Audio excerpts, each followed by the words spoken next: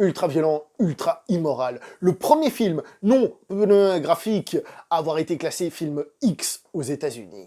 C'est parti.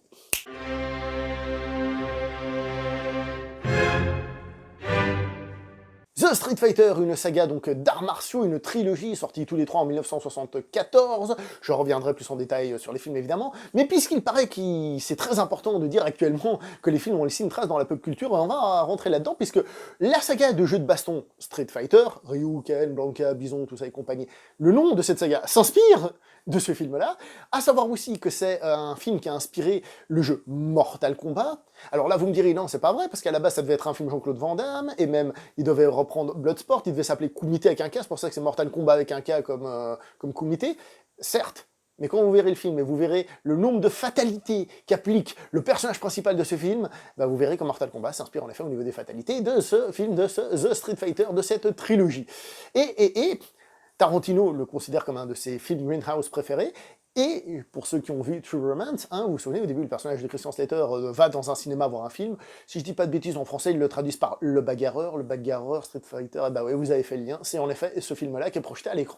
C'est une trilogie qui est réalisée par Shigehiro Ozawa. Alors, un réalisateur qui a fait beaucoup de films, et il en a fait beaucoup, je crois une cinquantaine, un truc comme ça, mais on va pas se mentir, le film qui a fait qu'il reste et qu'on se rappelle de lui et qu'on le cite, c'est cette trilogie The Street Fighter.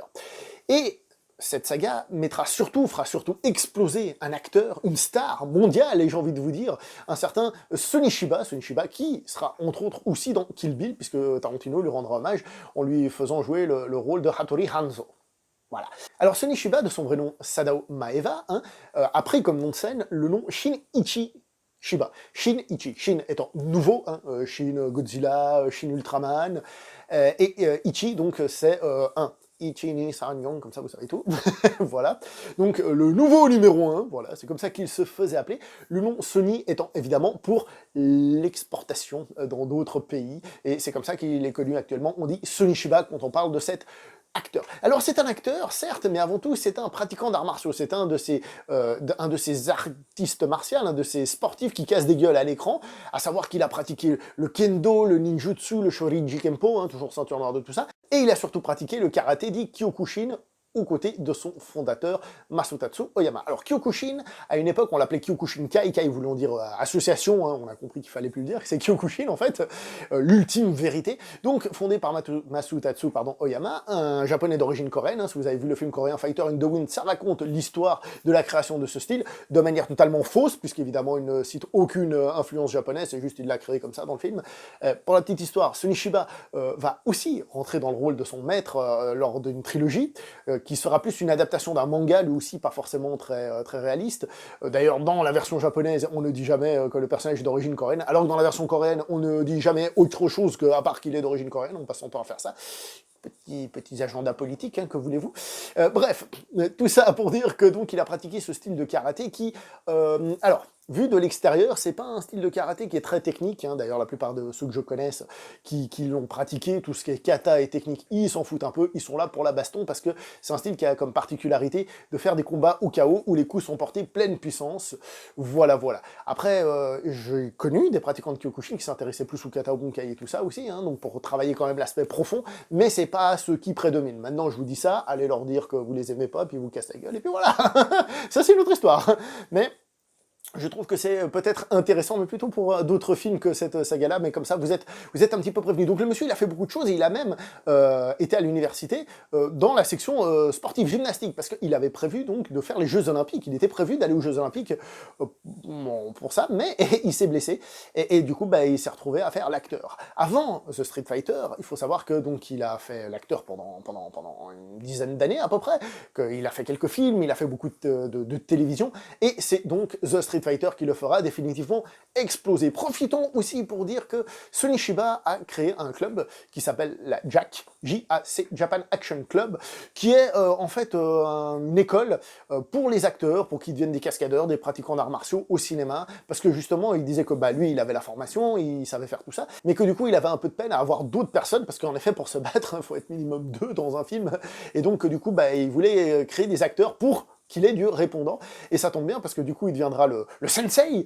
de beaucoup d'acteurs célèbres. Par exemple, allez, je vous en cite un comme ça que vous connaissez peut-être, un certain Kenji Oba qui sera ni plus ni moins que shérif de l'espace, Xor dans sa propre série, donc si vous avez vu la série, vous voyez que le monsieur bouge pas trop mal. Il sera entre autres le sensei d'Hiroyuki Sanada qu'on a pu voir dans Sankukai, hein, tout jeune, c'est lui qui faisait Ayato, mais on l'a vu dans tellement de films depuis, et même maintenant aux États-Unis. Bah, il est dans Ring, par exemple, où il fait pas d'arts martiaux, hein, c'est lui qui fait le monsieur du film. On a pu le voir dans Le Dernier Samouraï, en rival de Tom Cruise. On a pu le voir dans Sunshine, si je dis pas de bêtises, dans Live, Origine Inconnue, dans Bullet Train avec Brad Pitt. Bref, c'est un type qu'on a pu voir dans beaucoup de films. Et il y a une actrice dont je dois vous citer le nom aussi, c'est l'actrice Etsuko Shiomi. Pourquoi est-ce que je vous la cite? Déjà parce qu'elle apparaît dans les films de The Street Fighter, mais aussi parce qu'elle sera dans un spin-off de la saga, Sister Street Fighter. Alors, je vous le dis déjà vite fait, le spin-off, en fait, c'est une invention américaine, puisqu'en réalité, le titre original du film ne s'appelle pas comme ça. Alors, il y a bien Ken dedans, hein, comme le point, parce que c'est un film d'arts martiaux, mais ça n'a rien à voir avec The Street Fighter. Ce sont les Américains qui ont eu l'idée de dire, ah bah tiens, puisque ce Street Fighter a fonctionné, on va l'appeler Sister Street Fighter. Ces Américains, franchement. C'est pas chez nous hein, qu'on ferait des erreurs pareilles. Comment il s'appelait le film chez nous déjà? La carrette tigresse aux mains d'acier. Ok, bon. Mais bon, The Street Fighter, on l'appelle The Street Fighter, on est bien d'accord. Autant on emporte mon nunchaku. Bon, bah on va attendre un petit peu avant de critiquer les Américains la prochaine fois. Hein.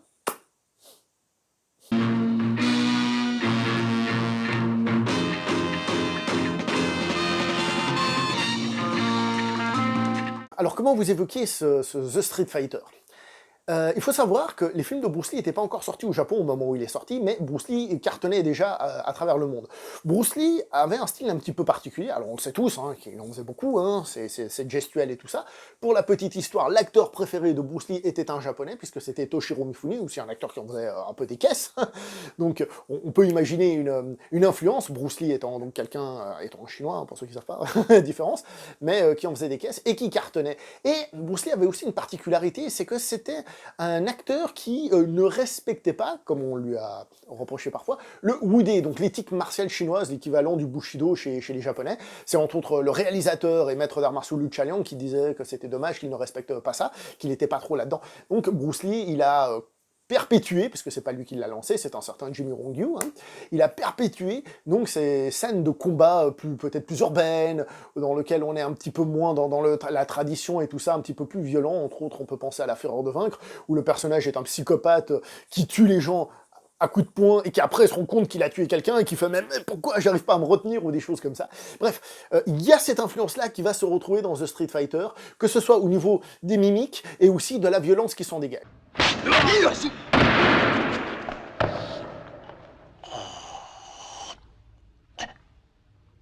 Je vous le dis, le premier Street Fighter a un truc très particulier. C'est le film avec le plus anti-héros que j'ai vu de ma vie. Vous trouvez que Clint Eastwood chez Leon, c'est un anti-héros? Vous trouvez que... Enfin, celui que vous voulez. Anti-héros, normalement, c'est un héros qui ne ressemble pas à un héros, et celui-ci, il ressemble pas du tout à un héros. Je vais vous raconter le début du film pour que vous compreniez. Le début du film, hein, le héros va donc faire libérer quelqu'un de prison. Alors déjà, pour que vous compreniez quelque chose qu'on va évoquer après, je vais vous expliquer comment il libère cette personne de la prison. Alors il se fait passer pour une espèce de moine, et il va voir ce pratiquant de karaté en prison, hein, qui d'ailleurs, pour la petite histoire, est en train de pratiquer le kata Shizochin, hein, pour ceux qui connaissent, le kata Okinawa, du Goju-Ryu, par exemple, le Shizochin, et il se prétend d'ailleurs être l'héritier du vrai karaté, que les autres, voilà, c'est un peu du caca. Là, il y a des gros débats dans les arts martiaux entre le karaté d'Okinawa et le japonais. Donc il va le voir, je disais, hein, un peu de culture globale, il va le voir, et en gros, ils se battent. Alors déjà, je me permets de signaler un petit défaut. Regardez, le film a la bonne idée de commencer le combat au ralenti, avec un coup de poing, mais dégueulasse. Je vous montre la scène, regardez comme le coup de poing est à 3 km au-dessus de la tête. Et il nous montre ça au ralenti, le réalisateur. Ah ouais, c'est pas ouf. Hein. Le premier est peut-être une feinte, mais alors le deuxième... Enfin bon, bref. Donc ils se battent, et ce que va faire le personnage de Sunishiba, il va donc le taper dans le dos, pam, lui passer la main, en gros, un truc de ki, machin, et en gros, il va faire qu'il va s'écrouler. Une loi faisant que qu'il peut pas être mis à mort, hein, puisqu'il devait être mis à mort à la japonaise, hein, c'est-à-dire par pendaison. Donc il va être emmené à l'hôpital, et là, il va s'échapper, etc., etc. Ça, c'est le début du film. Je reviendrai sur l'aspect combat et le ki, machin, après, pour ça que je vous en parle. Mais ce qui est important, c'est surtout le reste. Alors déjà, il fait évader de prison un tueur. Ensuite, il y a le frère et la sœur de cette personne qui viennent voir, donc, notre personnage principal, donc Takuma Tsurugi, qui au passage, aux États-Unis s'appelle Terry Tsurugi, mais encore une fois, on s'en fout des États-Unis, donc qui vont le voir et qui lui disent merci, où est notre frère, et il dit, bah écoutez, il est pas là, il a quitté le pays, ok. Vous me payez maintenant? Et là, ils disent, désolé, on n'a pas l'argent. Que fait le personnage du film? Eh ben, il va tuer le frère, prendre la sœur, la vendre à la mafia comme prostituée pour toucher son argent. Voilà. Là, vous avez le portrait type du personnage. Immoral à souhait, hein, c'est-à-dire que il va vendre une femme pour toucher son argent, il fait sortir des gens de prison, il fait des trucs illégaux, etc., etc. Là-dedans, vous avez déjà le début du personnage, et le personnage va être comme ça tout du long, tout du long. Évidemment, à un moment donné, il va être un petit poil plus gentil, mais encore une fois, ça va être avec des intentions très précises, etc. Le personnage va être comme ça tout du long. En plus, le personnage, il va avoir un côté vraiment ours mal léché. Et c'est là que vient un peu l'inspiration Bruce Lee, parce qu'il va en faire des tonnes, en mode plein de grimaces dans tous les sens. Ce qui va vous paraître très bizarre, je le sais, mais c'est justement pour coller à cette idée un peu Bruce Lee. Les combats en eux-mêmes sont d'ailleurs des combats peut-être moins sophistiqués que ce qui se fait à Hong Kong d'habitude, hein. On va même enlever le peut-être, ils sont moins sophistiqués que ce qui se fait, moins dynamiques, moins précis et tout, mais, ils restent, à part les fameux premiers coups de poing que je vous ai dit au début, relativement très corrects, hein, ils sont très sympas à regarder, et du coup, ça donne à ce cinéma un côté plus direct, un petit côté plus sale dans les combats, un petit peu plus sueur, que, évidemment, on voit totalement à travers le film. Tout ça, tout cet aspect pas bien ressort aussi à travers ces combats. Et le personnage principal va aussi trucider ses adversaires. Alors, il va en faire vomir un, il va casser les dents de l'autre, il va arracher la trachée de l'un d'entre eux, il va arracher les burnes de l'un d'entre eux. Voilà, je vous laisserai découvrir tout ça dans le film. C'est assez rigolo, tout ça, évidemment. Et là, vous vous dites, bon, alors c'est un film totalement immoral, un film hyper violent, waouh, devant quoi je suis? Bah, en fait, ce qui est intéressant avec ce film, c'est qu'il est aussi très premier degré, mais on sent qu'il y a aussi un côté humoristique, un côté un peu, on sait on en fait trop. Il y a quelques scènes qui viennent un petit peu souligner tout ça et nous faire comprendre que, et c'est très premier degré, ce qui fait qu'on peut prendre du plaisir au premier degré, mais en même temps, il y a un côté comique dedans. Et ça se voit, par exemple, lorsque, à un moment donné, on a une claire référence à Zatoichi, le masseur aveugle, qui a donc un sabre caché dans sa canne, puisqu'on a un personnage qui fait ça. Le personnage de Tsurugi aussi, on fait des tonnes et tout. Quand on regarde ce film, on se dit que Sunishiba est un mauvais acteur, peut-être, même s'il le fait superbement bien et qu'il a un énorme charisme à l'écran. Mais en fait, quand on voit d'autres films qu'il a fait, eh ben, on se rend compte que c'est un super acteur, en fait, que c'est un acteur très, très, très, très capable, et que là, il fait exprès de faire le pignouf et d'en faire des tonnes et des tonnes. Il y a aussi une scène qui est assez connue, un plan qui est assez mythique. C'est un moment grave où le meilleur ami du personnage, il y passe, et donc c'est une scène dramatique, tragique, et là on a un plan particulier.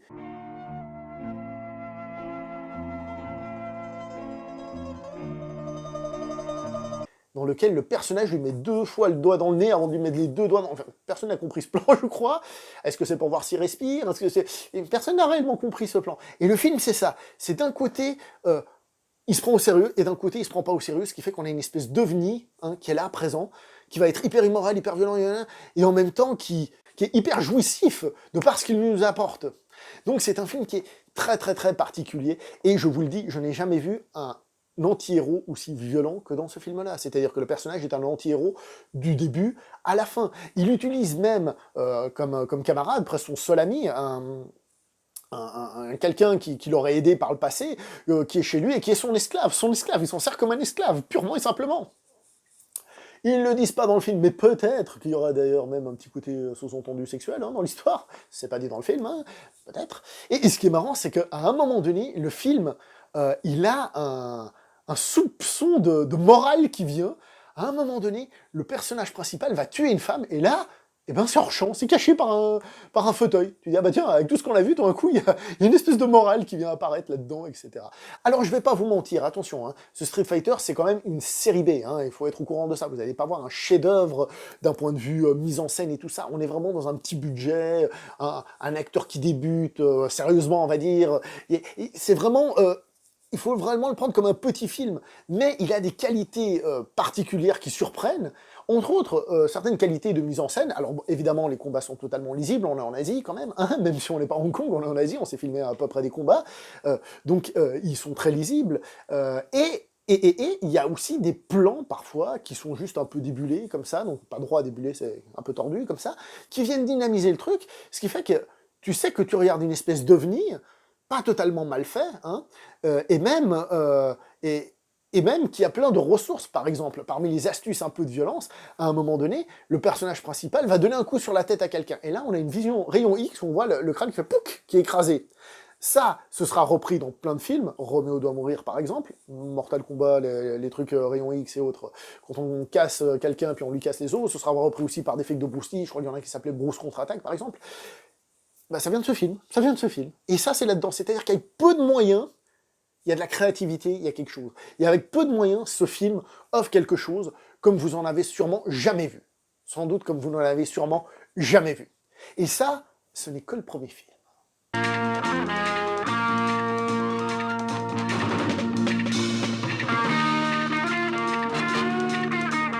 Le deuxième film commence et suit totalement la logique du premier film, hein, puisque le second film, on retrouve notre Tsurugi, qui cette fois-ci va être accompagné par une jeune demoiselle, hein, qui remplace le personnage du premier film, hein, parce que, comme je vous ai dit, il est mort, c'est con, hein, qui va amener avec lui aussi une certaine répétition.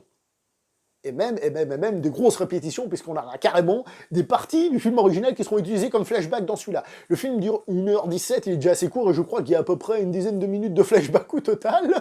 C'est assez rigolo. Surtout qu'on reprend le flashback qu'il y avait dans le premier film déjà, où il se rappelait du passé. Je vous en dis pas plus, parce que ça devient une espèce de running gag dans la saga, puisqu'il est dans le premier film, dans le deuxième, et dans le troisième. Donc on a ça. Le film est sorti, je crois, juste 2 mois après la sortie du premier film. Ah ouais, c'est fou. Quand je dis que c'est une série B qu'ils y vont à fond avec plein d'idées, c'est pas pour rien. Le deuxième film est quand même, on va le dire, beaucoup moins créatif. Il y a encore quelques mises à mort sympas, dont un petit coup derrière la tête qui fait un peu sortir les yeux, je vous laisserai regarder ça. On a un peu l'impression parfois que c'est un puzzle de scènes, avec des idées, la scène du sauna par exemple, ou d'ailleurs il y en a un qui dit faire du karaté, puis il se fait super mal et tout. Et il y a la scène dans la neige, on a un peu l'impression que c'est un puzzle de scènes comme ça, et il y a toute une partie qui se passe dans un dojo dans lequel le personnage de Tsurugi n'est pas, donc on a un peu l'impression que ça a été tourné par 2 équipes quand même. Ce qui explique pourquoi le film a été tourné rapidement. Autant le premier que le deuxième que le troisième film ne brillent pas spécialement par un scénario intéressant, complexe et tout ça. On est encore dans un film de mafia, un peu comme ça, où on va se taper dessus. Le personnage de Tsurugi va venir se mêler à la fête. Ça va évidemment être violent. Il aura sa part de violence, évidemment. Mais l'effet de surprise n'est plus trop là. Et l'aspect totalement anti-héros hallucinant se calme un petit peu, un peu comme dans le premier film, c'est-à-dire dans la dernière partie, on est un peu dans cette continuité-là. Ce qui est drôle aussi, c'est que comme on fait une suite très rapidement, il y a un peu le même casting qui revient, ainsi il y a même certains personnages qui reviennent, et des acteurs qui sont pris pour d'autres rôles, etc. C'est assez rigolo quand même à souligner, donc voilà. Le deuxième Street Fighter est, à mes yeux, très sympa, et il est dans la continuité du premier, si on aime ça, donc voilà, il n'y a pas de souci. Je rappelle que dans True Romance, ils sont allés voir les 2 films d'affilée, vous devriez peut-être faire pareil. Ou pas. Alors, voilà, le 2, j'ai beaucoup moins de choses à dire, même si, évidemment, côté fight, on se fait toujours plaisir, on est là-dedans, mais l'effet de surprise est un petit peu moins puissant, et le film est un petit peu moins immoral. On va passer au troisième film.